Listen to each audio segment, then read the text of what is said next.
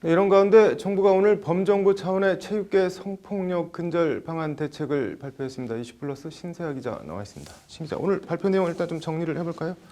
네, 이숙진 여성가족부 차관이 17일 정부 서울청사 브리핑룸에서 체육 분야 성폭력 등 인권침해 근절 대책과 향후 추진 방향을 발표했습니다. 네. 체육 분야 성폭력 사건을 은폐하거나 축소하면 최대 징역형을 선고할 수 있도록 처벌 강화가 추진된 건데요. 네. 학생, 선수를 포함을 해서 체육 분야 성폭력 관련 전수조사를 하고 또 재발 방지를 위한 컨설팅과 또 예방 교육도 실시한다고 합니다. 네. 정부는 다음 달 중에 이 체육 분야 성폭력 등 인권침해 근절 대책을 수립하기로 하고 오늘 이와 같은 내용의 추진 방향을 밝혔습니다. 뭐 처벌과 제재를 강화한다고 하는데 어떻게 하겠다는 건가요?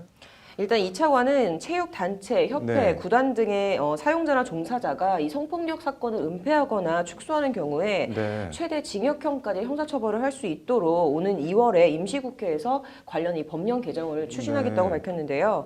관련해서 이 현재 은폐 축소 행위 금지에 대한 이 내용을 담은 성폭력 방지 및 피해자 보호 등에 대한 법률 개정안이 국회에 계류 중에 있습니다. 네. 법안에는 직무상 알게 된 성폭력 사건을 은폐하거나 축소하는 경우에 네. 1년 이하의 징역 또는 500만 원 이하의 벌금에 처한다라는 내용이 포함됐습니다. 네. 뭐 실태 조사는 어떻게 한다는 건가요? 일단은 신고와 상담 창구가 개선이 되는데요. 네.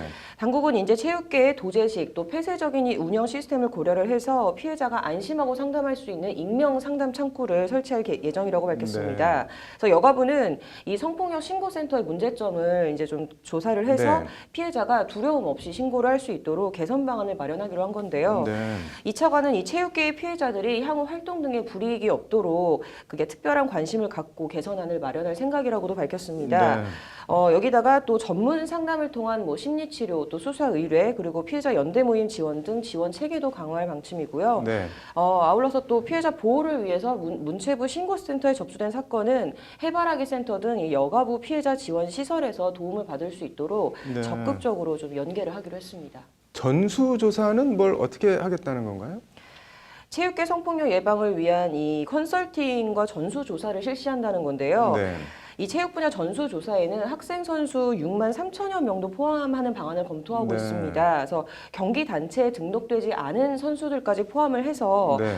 이제 광범위한 조사를 하기 위한 취지라는 건데요. 네. 이 차관은 이 전수조사를 통해서 가해자를 특정하는 것을 기대할 수도 있고 또 전반적인 실태를 파악을 해서 정책 제안으로 이어질 수도 있다면서 가해자가 특정이 되면 인권위에서 조사를 하고 또 그 결과에 따라 고발 조치도 이뤄질 수 있다라고 이렇게 밝혔습니다. 네. 그래서 이에 따라 정부는 이 전수조사 결과를 바탕으로 해서 이제 체육 분야 구조 개선 등 좀 쇄신 방안을 이제 전반적으로 좀 논의를 하겠다라는 네. 방침입니다. 뭐 다른 내용들은 어떤 게 있나요?